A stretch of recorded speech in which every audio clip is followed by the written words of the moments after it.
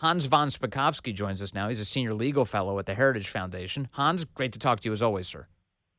Vince, thanks for having me back. I want to start with early voting because I want to make Right. sure to address this topic. I think it's really important. We're seeing a tremendous amount of energy among Republican voters in all of the states that are undertaking early voting right now. That energy seems pretty enduring and sustained.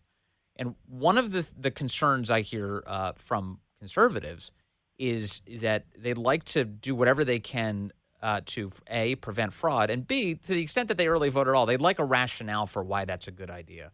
Do you have thoughts about that? What is the relationship between early voting, election integrity, and in the end, actually getting those ballots in? What do you make of it? Well, look, if you vote early, you're voting in person. And if you're in a state that requires an ID, you're going to have to show your ID when you vote early, just like you would on election day. So it really doesn't matter. I don't think there's any difference in security between voting in person in a polling place 2 weeks before the election and voting on election day. Now, the one advantage it has is, and I know people who have complained about this, who said, well, we showed up on election day to vote, and they told me that I'd already voted. And that is really a problem in states where they don't have an ID requirement, which is unfortunately too many places across the country. So, if you vote early, you may foreclose someone else, an imposter or somebody else trying to go in and vote in your name. So you can stake your claim. You can stake your claim to your actual vote, and you can make sure that nobody else takes it. That's right. And let me tell you, it is a much better option than voting by mail, and frankly, trusting that the U.S. Postal Service will actually deliver your ballot on time. Okay, all right. So early voting, big endorsement there from Hans Von Spakovsky, pointing out something very important about election integrity, which is make sure you do it before someone else takes yours. All right, let me move to Elon Musk now with you, Hans. Right. So Elon Musk is one of the richest people on the planet, and at any given time, at least publicly, the richest man on earth. And one of the things he's doing is he's obviously supporting President Trump. He came out, gave that big endorsement after the assassination attempt earlier this year on July 13th. But then he's also launched a political action committee, America PAC, and he's asking people for signatures to a petition. And he's saying, if you're a registered voter in a swing state, sign this petition. And the petition merely says that I support the First and Second Amendments. That's it. And for people who get other registered voters to sign up for that petition, they get $47. And one lucky signatory every day in the swing states is going to receive $1 million. He just announced this past weekend, which is really cool to get. It's a great inducement to get people to sign this petition. The left is going crazy over this right now, Hans. In fact, to the point that even the Pennsylvania governor, Democrat Josh Shapiro, is saying that law enforcement is going to have to take a look at this to see whether or not Elon Musk is running afoul of our nation's laws. What do you make of the legal case the left is now trying to mount against Elon? It's non-existent. I mean, Josh Shapiro doesn't know what he's talking about. Look, there's one very clear, very short, applicable federal law on this. And what it says is also, like I said, absolutely clear. It's a felony violation for anyone to knowingly and willfully pay or offer to pay someone to register to vote. Well, if you look at the petition, it is very carefully drafted. What it says is you're going to get paid for signing the petition supporting the First and Second Amendment. You're not getting paid to register to vote. Now, it is a condition to be eligible for this and to be eligible for signing this petition that you be a registered voter. But that is not what they're being paid for. And that statute makes it very clear there has to be a direct, explicit quid pro quo, as they call it in the legal community. The offer has to be, I'll pay you if you register to vote, you register, and then you go and you collect your payment. And by the way, it's a felony violation of federal law to both make the payment, and if you, the voter, accept the payment, it's a felony. That is not what's going on here. So anybody who claims that he's somehow violating that federal law, I'm sorry, that's just not the case. It's very clear to me reading the petition that his lawyers, Musk's lawyers, Yes.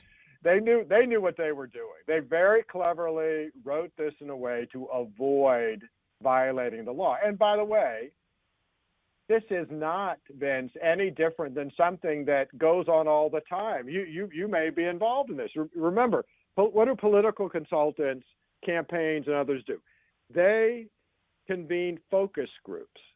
And the focus groups, if you participate, you get paid. And of course, what do? They ask you your opinions about issues, about the candidate, et cetera. What is the condition for being a member of a focus group? You have to be a registered voter. That's not any different than what Elon Musk is doing, except that the money's a lot more. Yes, for sure. Yeah, that's an excellent point. So even if Elon were to come out, and maybe he has said something to this effect, but the point of this is to induce people to register to vote. The reality, though, is that anybody who's already registered to vote, who has been, for instance, for a very long time, would be eligible to win the $1 million. That's right. Right. And so that's why this doesn't violate the federal law. And I don't think any federal prosecutor, if they're nonpartisan, if they're objective, which of course would not include people like Jack Smith, would ever take up a case like this, because like I said, it does not fit the exact terms of a very clear federal statute. Yeah, there's a lot of appetite, though, to go after Elon Musk. Here's, for instance, is MSNBC Michigan Secretary of State Jocelyn Benson and what she had to say on this subject. We're speaking about Elon Musk. He's doing this thing in swing states where he's offering $1 million prize to people who sign a petition of his. Does that violate federal law? Potentially. I mean, it is illegal to pay someone to register, and it is illegal to pay someone to vote. And so if that's what's happening here, I think legal authorities will look into that at the state and federal level. I just think it's a little bit unnerving that someone would try to, manipulate the election process in this way. It's funny. It's so dishonest the way she's even speaking, because she's trying to convince the audience that something illegal is happening here. But you can tell, Hans, she knows that this is all on the up and up. That's right, exactly. She was very careful to say, people ought to look into it, but the law covers paying somebody to register, paying somebody to vote, and she never once said, what he's doing is illegal, because she knows it's not. Yeah, but boy, I tell you what, Elon Musk, what's your impression of him? I mean, he's really stuck his neck out. This is obviously something he really believes in. He's just obviously, he thinks Trump should be elected. He thinks Kamala Harris is a sincere threat to free speech. He's been on the receiving end of a lot of lawfare. The New York Times, just in the last 24 hours, created an entire graphic of all of the various U.S. agencies who have either launched investigations or attempted to fine or go after Elon Musk and all of his various companies. What do you make of him, and how is the government treating him? Well, I actually admire him. I don't always agree with everything he says, but look, he has been volatile out there about the threats to the First Amendment. Heck, that's why he bought Twitter, because of the way Twitter was censoring, now X, censoring the speech of their account holders. And I agree with him completely that we are seeing unprecedented threats against the First Amendment, particularly by government officials like this administration, that thinks they have the right to censor what we say because it's supposedly misinformation. And he also, strong supporter of the Second Amendment too. So, I wonder how much of these government investigations are because they really have probable cause to believe he's doing anything wrong, or just political. Yeah, I mean, well, you and I have both seen the Biden administration in particular, their capacity for vicious government action against their political opponents. My default position is that they're attacking him merely because of his politics.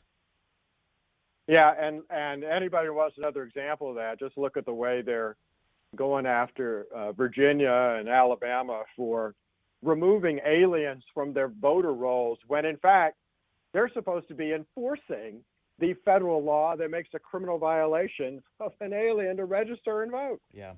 Hey, lastly, before I let you go, Hans Von Spakovsky, I need to ask you. We talked about early voting at the outset, but I want to ask you specifically about Georgia again, Right. because the left said that the voter integrity law that they passed in the wake of the 2020 election would amount to Jim Crow 2.0. This is President Joe Biden making that claim. Jim Crow 2.0 is about two insidious things: voter suppression and election subversion. It's no longer about who gets to vote. It's about making it harder to vote. Meanwhile, Georgia has record turnout right now among its Right. early vote. Subsequent elections after that law were passed included record black turnout. Do you think the book is closed on that lie? Yeah, it is closed on it. That doesn't mean the left won't continue to make that very false claim. I mean, not only record turnout, but Vince, there was a great survey done by the University of Georgia after the 2022 congressional elections when all these provisions were in force of all voters, including black voters, and all of them overwhelmingly said, yeah, we didn't have any trouble voting. In fact, a huge majority said, actually, we found it easier to vote than last time. Yeah. Yeah, and then Kamala Harris just this past week was once again telling the lie that it's illegal to hand someone water in line, which it's just a never-ending cascade of dishonesty, quite unfortunately. And but people seem to be voting perfectly fine in Georgia, and I'm glad about that. All right, Hans Von Spakovsky, thank you very much from the Heritage Foundation. Always good to talk to you, sir.